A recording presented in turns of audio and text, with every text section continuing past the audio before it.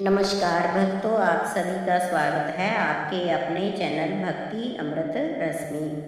वैशाख मास भगवान विष्णु और धर्म कर्म का विशेष महीना माना जाता है। इस पावन मास में कथा सुनने और पुण्य कर्म करने से जीवन के सभी कष्ट दूर होते हैं। आज हम लेकर आए हैं वैशाख मास कथा अध्याय 3, जिसमें छुपा है धर्म, भक्ति और जीवन को सफल बनाने का अद्भुत रहस्य। तो आइए श्रद्धा और भक्ति के साथ कथा का श्रवण करें और भगवान श्री हरि जी की कृपा पाएं। जय श्री हरि विष्णु जी। पूजा विधि: सूर्योदय से पहले पवित्र नदी में या घर पर ही गंगा जल मिलाकर स्नान करें। भगवान विष्णु की प्रतिमा या चित्र की पूजा करें। उन्हें तुलसी पत्थर और चंदन अर्पित करें। विष्णु सहस्त्र नाम या वैशाख मास कथा का श्रवण करें। इस माह में पानी के घड़े, छाता, जूते, पंखे या अन्य जरूरत की वस्तुओं का दान करें।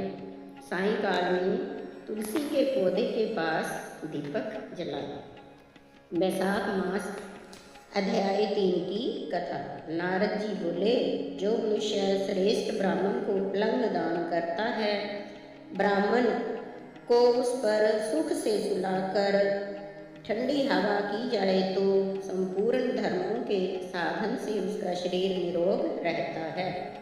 इस दान से सब ताप शांत और दूर हो जाते हैं।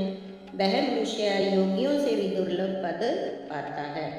जो मनुष्य वैशाख में धूप से थके हुए ब्राह्मणों को सुंदर श्रम नाशक पलंग दान करता है, वह मनुष्य, हे राजन, संसार के जन्म मरण और वृद्ध अवस्था के कष्ट नहीं भोगता। उस पलंग पर ब्राह्मण के शयन करने से जीवन भर के जाने अनजाने में किए हुए पाप नष्ट हो जाते हैं। हे राजेंद्र, उसके पाप ऐसे नष्ट हो जाते हैं जैसे अग्नि के स्पर्श से कपूर नष्ट हो जाता है और वह मनुष्य निश्चय ही ब्रह्मपद को चला जाता है। जो मनुष्य वैशाख मास में दान करता है, वह मनुष्य इसी जन्म में संपूर्ण भोग्य पदार्थों को भोगता है। उसके कुल में बहुत से मनुष्य होते हैं, कोई रोग उसको नहीं होता।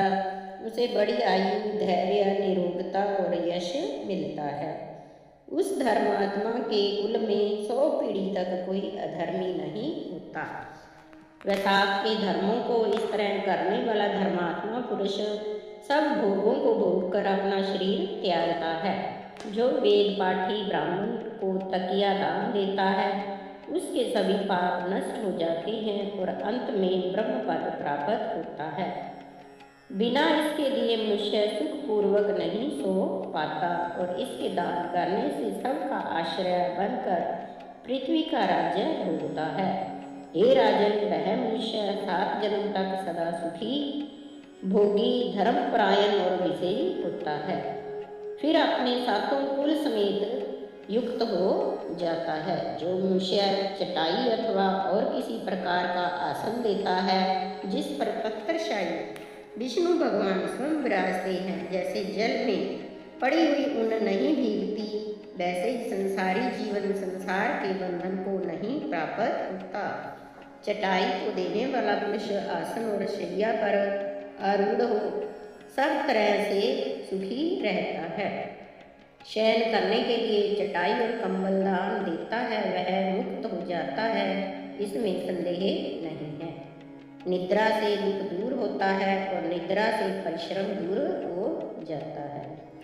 वही निद्रा चटाई पर सुखपूर्वक आती है। हे राजन, जो वैशाख में कंबल का दान करता है, वह अकाल मृत्यु और काल मृत्यु से छूटकर 100 वर्ष तक जीवित रहता है।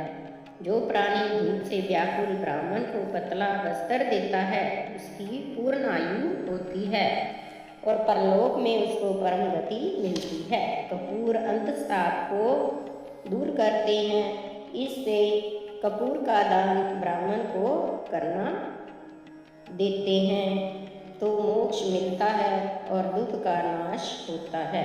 जो ब्राह्मण को फूल और कुमकुम दान करे तो सार्वभौम राजा हो सब प्राणी उसकी आज्ञा में रहते हैं और पुत्र तथा पौत्रों युक्त होकर सब भोगों को भोग मोक्ष पाता है। त्वचा और हड्डी के संताप को चंदन तत्काल दूर कर देता है। अंततः जो चंदन दान करता है वह तीनों ताप से दूर हो मोक्ष को प्राप्त होता है। जो जल में भीगी हुई खस चंपा और कुशा दान करता है, हे राजन, वह प्राणी सब प्रकार के सुख भोगता है। सब देवता उसकी सहायता करते हैं, उसके सब पाप और दुख दूर हो जाते हैं और अंत में मोक्ष पाता है।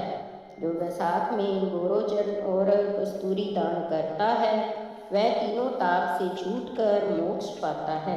जो मेष की संक्रांति में तांबुल और कपूर दान करता है वह पृथ्वी में सारे सुख भोग कर निर्वाण पद प्राप्त करता है।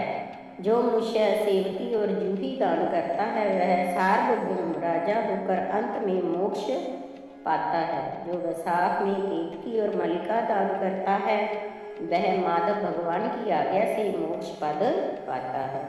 जो ब्राह्मण को सुपारी और अन्य सुगंधित द्रव्यों का दान करता है और हे राजन, जो नारियल दान करता है उसके पुण्य फल चित्त लगाकर सुनो, वह 7 जन्म तक ब्राह्मण के घर जन्म लेता है और धनवान तथा वेद पाठी होता है। फिर वह 7 कुल समेत विष्णु लोक को जाता है।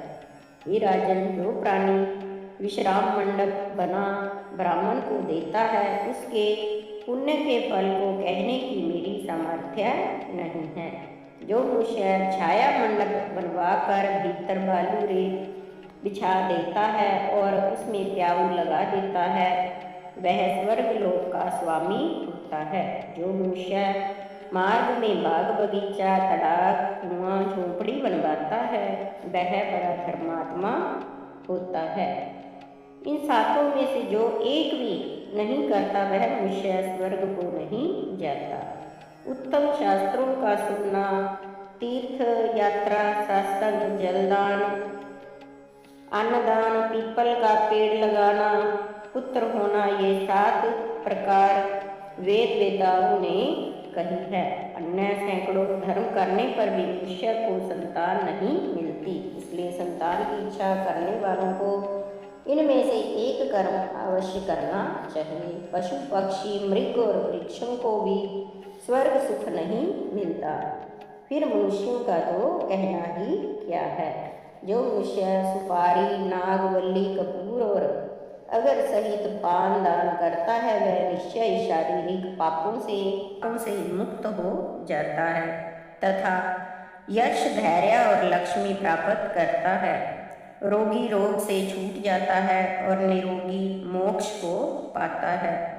जो वैशाख में तप नाशक छाछ का दान करता है वह विद्यामान और धनवान होता है, इसमें संदेह नहीं है, क्योंकि गर्मी की ऋतु में तकर के समान कोई दान नहीं, इसलिए मार्ग के कारण थके हुए ब्राह्मण को छाछ का दान करें।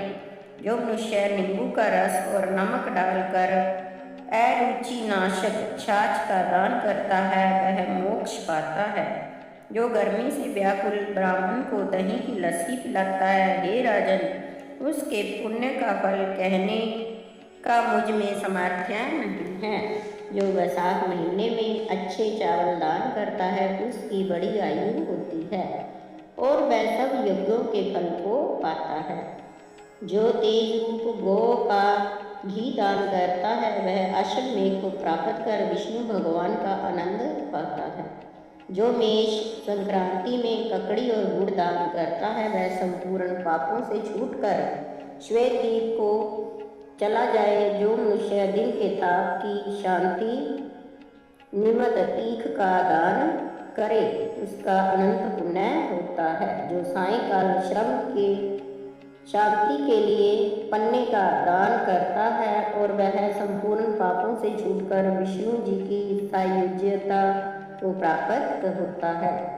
जो सायंकाल के समय ब्राह्मण को फल और पन्ने का दान करे उस दान से पितरों को निश्चय सुधा पान मिलता है। जो वैशाख महीने में पके आम के फल और पन्ने का दान करता है उसके सब पाप निश्चय ही दूर हो जाते हैं। वैशाख महीना की अमावस्या को पे से घर में घड़े का दान करने से सो गया श्राद्ध कर लिया, इसमें संदेह नहीं। वैशाख की अमावस्या को कस्तूरी, कपूर, मिलफका, खस आदि वस्तुओं से युक्त जल कुंभ का दान जो पितरों के लिए करता है उसको 96 श्राद्ध करने का पुण्य निसंदेह होता है। जय श्री हरि विष्णु जी।